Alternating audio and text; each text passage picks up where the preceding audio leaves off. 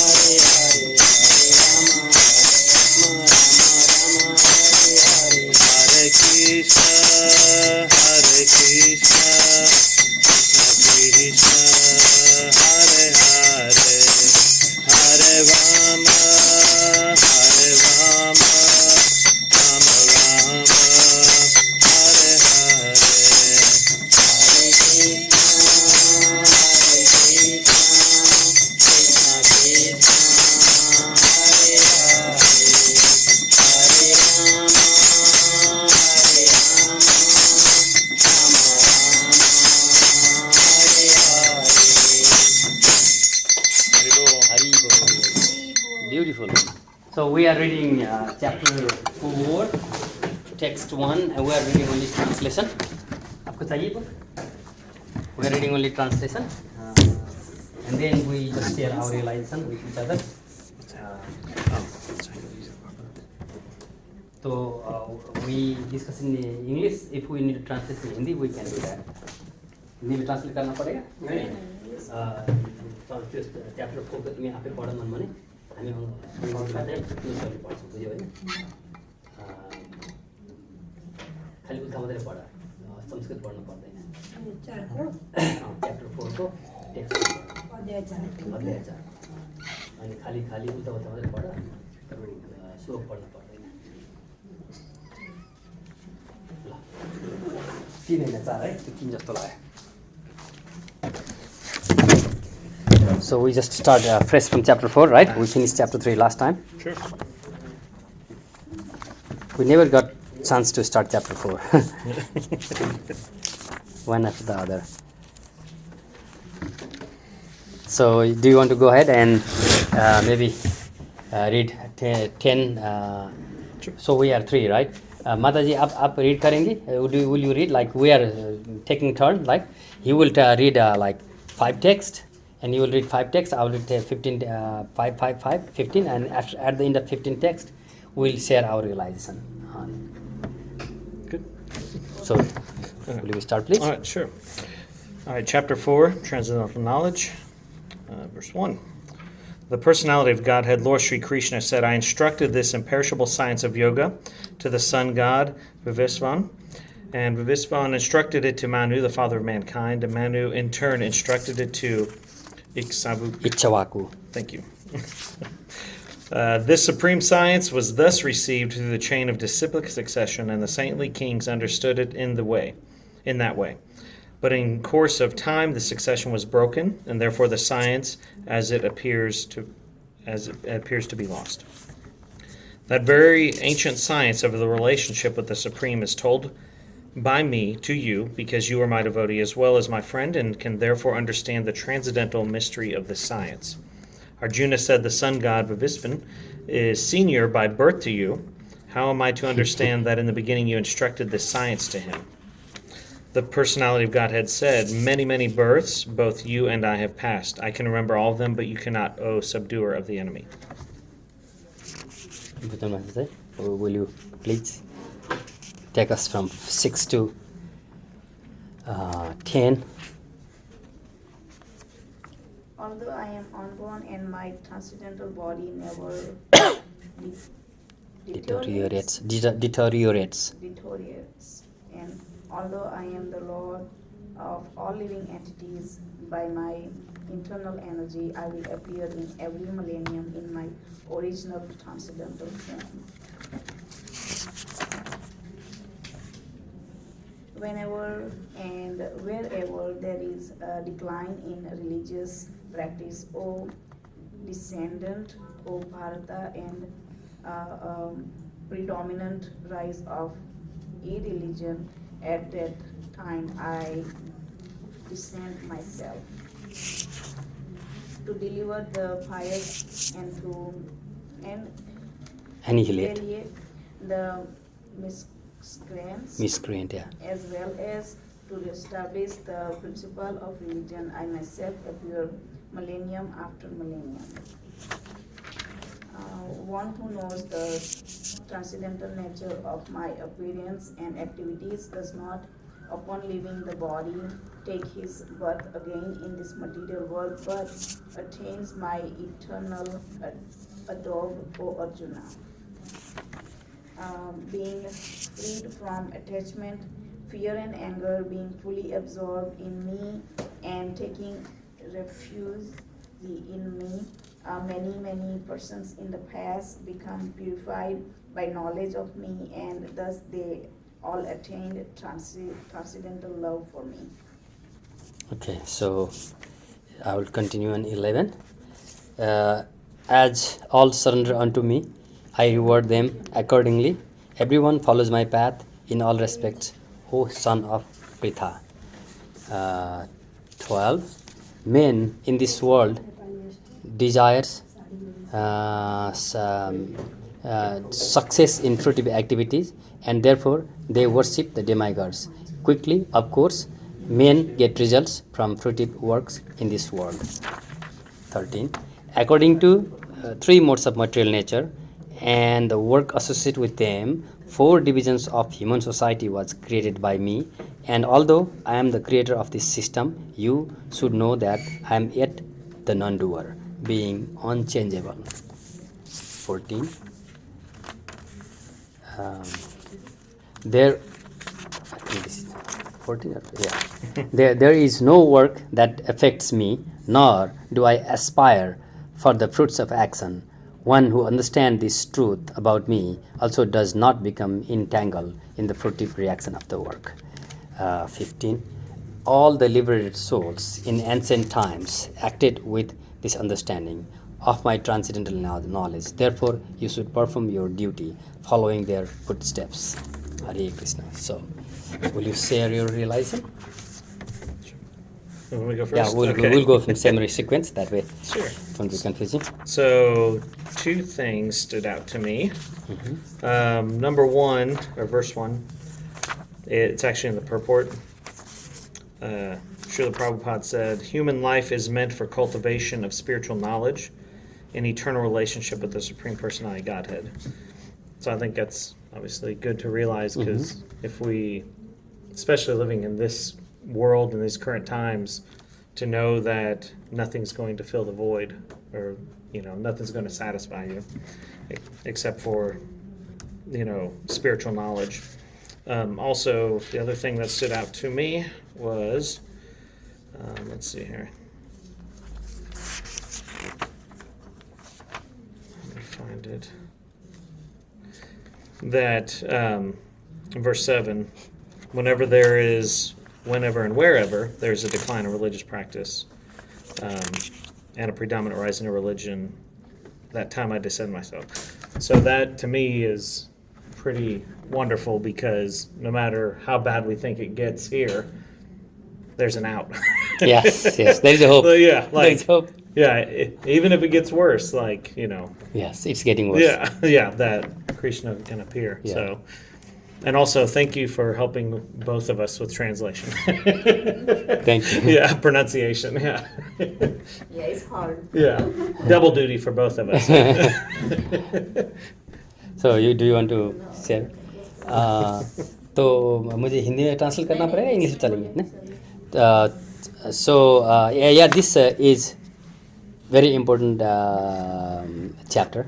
Itself is transcendental knowledge, right? And interestingly enough, we just finished chapter 3 Karma Yoga, which tells us how to do our action and not get bound by our activity, not get sinful activity.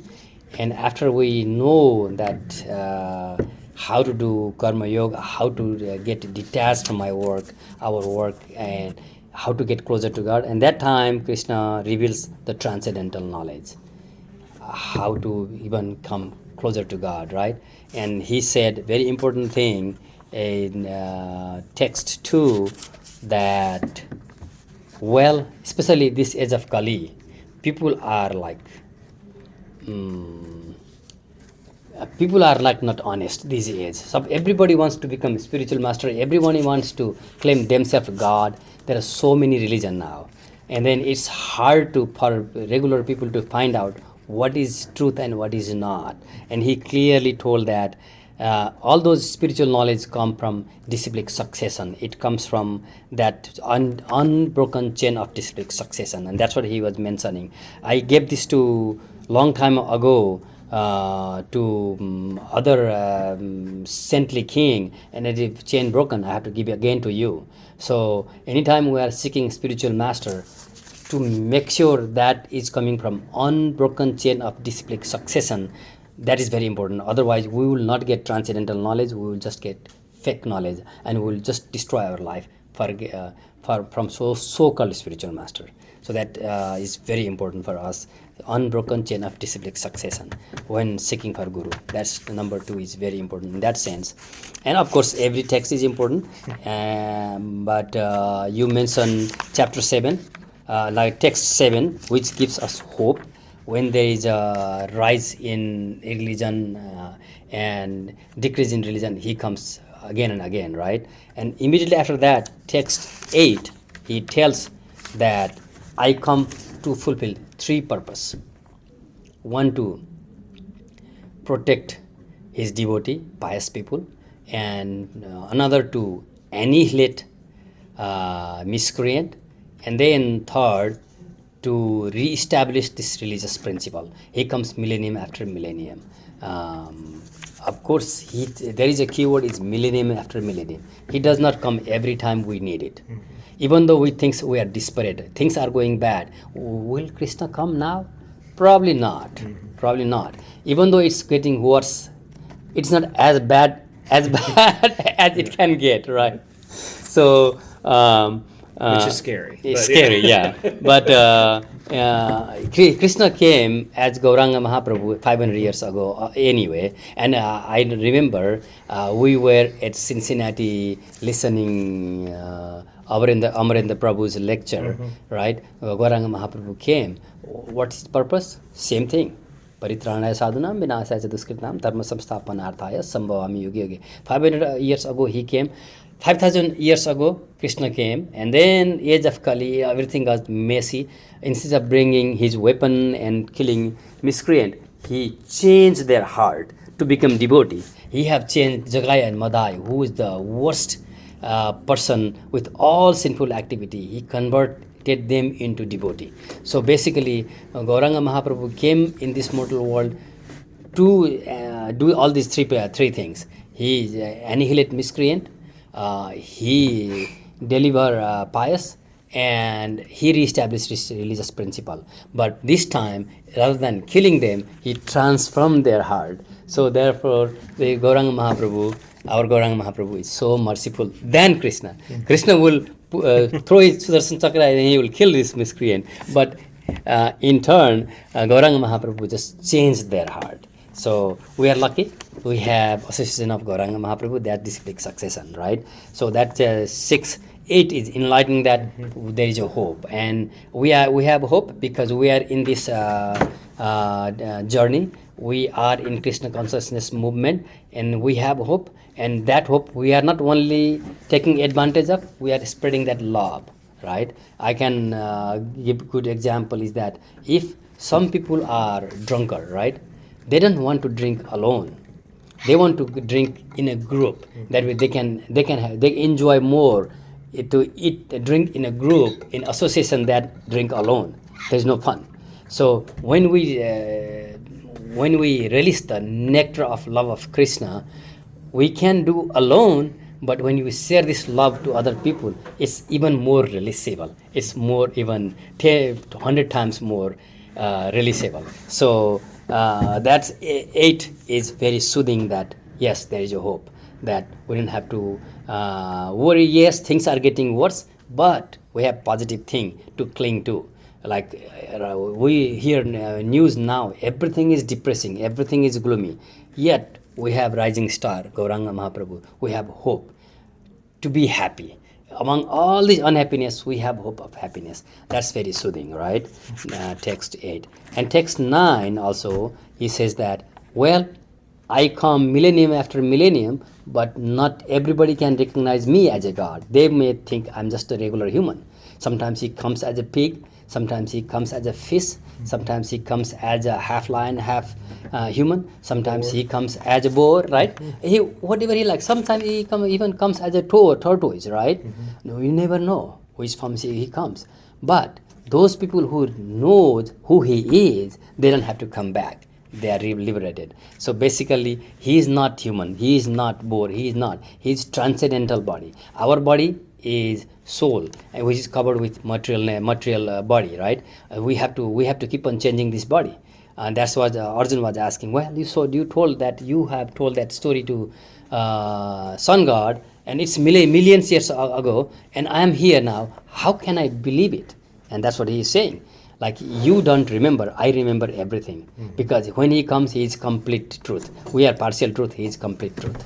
Therefore, he does not change. He comes himself. We have to keep on changing our body, transmigrate from one body to another body to another body. So that's 9 is interesting. And in 11, interesting that he is saying, whoever worship whatever, he will help them to get there. If I worship demigod, he will help us to get closer to demigod, even help us to go to their lower place, demigod's place. If we worship Krishna, he will help us to go to his place. So, whatever you do, he will help us to go that way. He does not interfere us. It's up to us. Who do we want to associate with? And on 13, another interesting part I like about that he created this 4 varna, right? 4 varna is like Brahmana, Kshatriya, Vaishya, Shudra. How did he create? Not by birth. He very clearly says according to their quality. Right now, India, Nepal, there are some person they are claiming by birth, right? which is not correct, because in Bhagavad Gita, Krishna clearly tells he have divided people in 4 different classes of group to manage the society according to their quality, not by birth. It's very clear, right?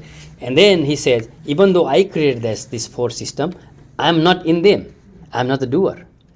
And we read in 327, when we read Karma Yoga in 327, Krishna have told that, what's the verse?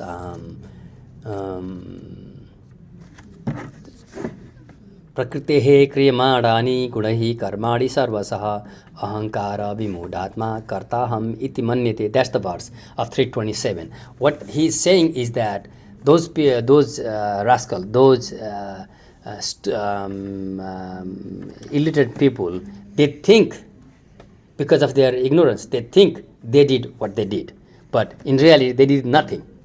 Who did that everything? Material nature. According to 3 modes of material nature does everything for them. They just are not doing. They think they are doer, but doer is material nature. And here he says, I'm not doing anything. So that means material is nature is doing, we as a soul is not doing, and then Krishna as Supreme Personality, Godhead, or our super soul in our heart not doing. So doer is material nature. Yet we get rewarded and punished based on our association with those things, because those association is our choice. So it's very deep. Okay, so that's 13. Just wanted to bring that up. 14, 15, I don't have much comment on 14. Like again in 15 he says there is a 2 class of men. Some of them are full of polluted material things within their hearts, and some of them are materially free. When you become Krishna conscious, then you are materially free, right? So that's the thing about it. So with that, do we want to add anything, or we move few more text? What do you think? Keep tracking. Okay. So follow same pattern? Sure. All right, 15. All the liberated souls in ancient times acted with this understanding of my transcendental nature. Therefore, you should perform your duty following in their footsteps. Even the intelligent are bewildered in determining what is action and what is inaction. Now I shall explain to you what action is, knowing which you shall be liberated from all misfortune. The intricacies of action are very hard to understand. Therefore, one should know properly what action is, what forbidden action is, and what inaction is. One who sees inaction in action and action in inaction is intelligent among men, and he is in the transcendental position, although engaged in all sorts of activities. One is understood to be in full knowledge, whose every endeavor is devoid of desire for sense gratification. He is said by sages to be a worker for whom the reactions of work have been burned up by the fire of perfect knowledge. Abandoning all attachment to the results of his activities, ever satisfied and independent, he performs no fruit of action, although engaged in all kinds of undertakings. Nice. Such a man, understanding act with mind and intelligence perfectly, control, gives up all sense of proprietorship over his possessions, and act only for the bare necessities of life. Thus working, he is not affected by sinful reaction. He who is satisfied with gain which comes of its own accord, who is free from duality and does not envy, who is steady in both success and failure, is never entangled, although performing actions. The work of a man who is unattached to the modes of material nature and who is fully situated in transcendental knowledge merges entirely into transcendence. A person who is fully absorbed in Krishna consciousness is sure to attain the spiritual kingdom because of his full contribution to spiritual activities, in which the consumption is absolute and that which is offered is of the same spiritual nature. Yeah. Some yogi perfectly worship the demigods by offering different sacrifices to them, and some offer sacrifices in the fire of the Supreme Brahman. Okay, number 26. Some unadulterated brahmacharis sacrifice the hearing process and senses in fire of mental control, and others, the regulated householder, sacrifice the object of senses in fire of senses. 27. Others who are interested in achieving self realization through control of mind and senses offer the function of all senses and of the life birth as obligation into fire of control mind. 28. Having accepted strict vows, some become enlightened by sacrificing their positions, and others by performing severe austerities, by practicing the yoga of eightfold mysticism, or by studying the Vedas to advance in transcendental knowledge. 29. गाडीमा चलेर हुन्छ. Still others who are inclined to the process of breath restraint to remain in trance practice by offering the movement of outgoing breath into incoming and incoming breath into outgoing, and thus at last remain in trance, stopping all breathing. Others curtailing the eating process offer the outgoing breath into itself as a sacrifice. 30. All these performers who know the meaning of sacrifice become cleansed of sinful reaction, and having tasted the nectar of results of sacrifice, they advance towards supreme eternal atmosphere. So, let's say a realization from you, Prabhu. From 15, right? Yes. Let's see here. So I had part of the purport of 21 from Srila Prabhupada. A Krishna conscious person does not expect good or bad results in his activities. I think it kind of goes back to what we were saying about how bad the world is. We shouldn't even pay attention to that because it's irrelevant, really. Yeah. It shouldn't, if it's impacting you, you probably need to turn the news off. Yeah. Because it shouldn't have that much control over you.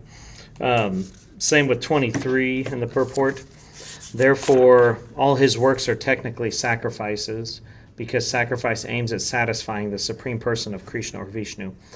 And to me, that's the mindset that I've been working on, is that everything is given to Krishna, no matter what I do. Like, even if I just fill up water from the faucet, like, I need to be thankful for the water that's nourishing my body. I mean, trying to break it down that much so that I'm always conscious about every action. That's, very nice. I don't always do that. Yeah, but nice. I try. Very Try to nice. be very thankful for We everything. have to thankful.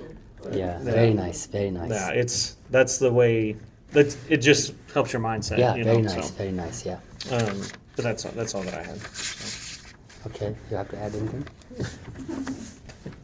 All right, so on 15, you have covered pretty good. And basically, he is talking about some yoga, sacrifice, and you pointed out pretty good that all those sacrifices are meant to please Lord Vishnu, and Vishnu is expansion of Krishna. So ultimately, since we are in devotional service, our ultimate goal is Krishna, right? But Vishnu is as good as Krishna in that sense. So in Isopanishad, when we read, the owner of yagya, the sacrifice, is Vishnu. So any sacrifice done is basically directed towards Lord Vishnu. So he is also called Yagya Purus for that sense. Vishnu is also called Yagya Purus because he is the owner of all yagya, right? And our ultimate goal is to please him no matter what we do. There is some breathing exercise method, there is some austerity method, there is some knowledge sacrifice method. There are so many different sacrifice method explained here. Ultimately, everything to please Krishna, right? And if we are in Krishna consciousness, we are already trying to do like dovetail, like you said. When I feel water, I need to be thankful. So one way or the other, we are remembering Krishna, right? Basically, there is no single place where Krishna does not exist. No single place. Because Krishna has three kind of energy, right? One is internal energy, which is spiritual energy, and external energy, which is material energy, and one is marginal energy, right? So all living entity are marginal energy, and all these material things, those are his external energy. And spiritual energy, we don't have access. We just can feel, and then we being Krishna conscious, we can feel Krishna. That's our spiritual energy, right? So basically everything is covered by his energy. There is no single place where Krishna doesn't exist.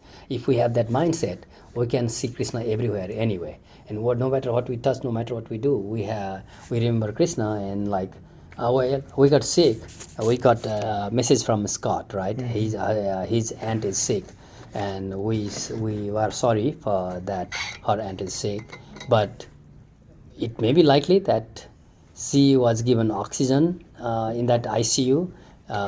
That oxygen, that doctor will charge them, that hospital will charge them a lot of money for that oxygen, and they charge a lot of money for food. But we, Lord is so kind, as He is providing us water for free, providing air for free, and we are breathing. We are not paying any bill for that one. So we should be grateful for providing all those to us. And like 327, we are not even doer. We just get rewarded or punished based on what our intention is. But everything is done by material nature. 327, right? 327, material nature does all for us, right? So we are getting that much, yet we don't want to be grateful, and then we are thief, right? Therefore we have to go on the cycle of life and death, and again and again. The moment we turn to Krishna and we become grateful to Him, because it's everything provided by Him, and simple act of kindness, right? Like you said, every time I feel water, I remember I am thankful, right? Like let's suppose you bought, I don't know what your son likes. Candy. That's what in my mind. But I didn't know quite sure. So let's suppose you buy candy for your son, right? And now he got all secret. Maybe we need to hide that, but you will get it anyway. We came to this class. You brought candy, gave it to him, and he is thankful to you. Dad, you want to take a bite? He give to you. What happens? It makes you happy. Yeah. You didn't expect, because you bought it, you gave to him, right? Just a little gesture makes you happy. And if he does not give you, you don't care, you still love him, right? Yeah. Same thing, God, Krishna still love us, right? We're still his child, and he always want us to go back to his place. He's always waiting for us to return into him rather than turning away from him. Yeah. But the moment we turn around and, Dad, you want candy? You'll be extremely happy, yeah. Right? So just a bite, right? Even though he's providing everything to us, we just return back and give it to him, right? So this is very interesting. So this is good. Question for you. Okay. So what yajna was this written in? Like Which what one? were they? What time period? Yeah, like yajna wise, it's this Bhagavad Gita was told 5,000 years ago, right? So 5,000 years ago is that's Satya, Treta, Dwapar, Kali. So that's Treta Yuga. That was Treta. In regular season, like in regular, it comes Satya first, and Treta, and Dwapar, and Kali. But when Krishna comes, he changed everything. Well, I guess the reason I was asking is because were they still doing sacrifice like the Vedas? That is meant for Dwapar Yuga. Mm-hmm. But even in Treta Yuga is for Archa Vigraha time, right? They just need to worship Lord, but they still did that sacrifice, and that's what he's talking sacrifice. And it's a sacrifice. Basically, we also do sacrifice now, Sure. But sacrifice, the way of sacrifice got different, right? Well, I figured that's why the analogy was here. In Satyayug, sacrifice is just meditation, right? They sacrifice their time. They meditate 10,000 years, pretty easy, because their life is 100,000 years. Right now, our life is only 100 years. Maybe not, right? Maybe maximum 100 years. So that time they will do meditation, and then later on it becomes fire sacrifice, and following age it becomes deity worship. In our age, we are not that qualified. So Gauranga Mahaprabhu was so kind. He gave us our sacrifice. Hare Krishna, chanting Hare Krishna Mahamantra is our sacrifice. So chanting Hare Krishna Mahamantra, we are sacrificing. Yeah. So and that gives us liberation. What we could do in Satyayuga, by doing 10,000 years of meditation, we can get that liberation just by chanting Hare Krishna Mahamantra. I figured that's why he was doing that analogy with Arjuna, because familiar with. Yeah. And during Arjuna's time, they were very highly educated, highly advanced devotee. They did sacrifice. Of course, they are Rajasya Yagya, other kind of all kind of sacrifices. So they were very aware of it. Even though we don't know how to do that. Yeah. All we do is sacrifice for Narsingadev. Yeah. Fire sacrifice Narsingadev, and when we do initiation, there will be some small sacrifice, also fire sacrifice. Because I've read the Vedas, or most of them, and then it's just like, explains how to do sacrifice. Yeah, like Vedas, 90% of where I read somewhere, 90% of Vedas tells you flowery language. 90% of Vedas is all about karma kanda, how to get rich, how to please all kind of demigod, how to get to heavenly planet, how to enjoy the life of heavenly planet. And it does not tell you how to go back to Godhead. Sure. Only 10% in Veda, which is buried under 90% of information, that it tells how to break the cycle of life and death. But it's buried under 90% of materialistic thing. Yeah. So good for us. We have Gita Upanishad, which will directly connect with Krishna. So lucky for us. We are not wasting time. Yeah. Veda is very powerful because it's spoken by Krishna himself. And even chapter 15, when we read, he have told Vedasta Sarvair Aham Eva Vedyo Vedanta Krit Veda Ved Eva Chaham. He tells Ved knows everything about me. Yet we cannot understand Ved because we have limited knowledge. Yeah. Therefore, we are provided with the Bhagavad Gita as it is. That will take us to go back to God. Now I don't feel as bad not understanding it. So. Yeah, we didn't need to understand. We didn't have time. We didn't have that much life. We didn't I have read that. it and I'm like, what? Yes. But it is very beautiful to read, especially as this ties back to talks about Vedas and stuff. And like talking about Vedas, like I would rather be reading Srimad Bhagavatam than Veda, because well, this was at the beginning of my journey, so I realized that it was more you read, more you get confused, I'm like, right? I'm like, I didn't really get any. There's no meat there. Yeah, there's more stuff in here in the Srimad Bhagavatam. We finished till 30 today, right? Yes. Okay, so next time we will continue from the 31. So we will discuss a little bit. Let me stop our recording.